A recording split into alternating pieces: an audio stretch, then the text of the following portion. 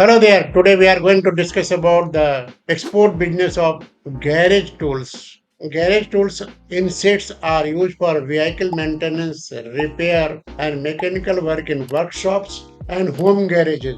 India exports garage tools in sets to more than 105 countries, and these are the top destinations.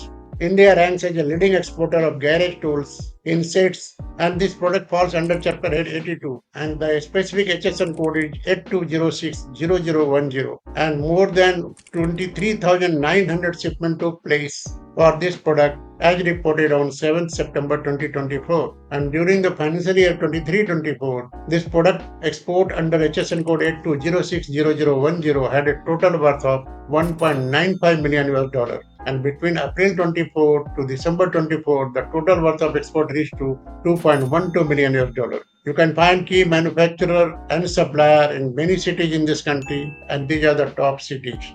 We hope the information in this video will be useful for your export business, and request to leave a comment below and share this video with anyone who might find it useful. And if interested, please send a message to the WhatsApp number in this video to book a complimentary meeting and learn about the export business processes and compliance. Thanks for watching this video. Wish you a very successful export business journey.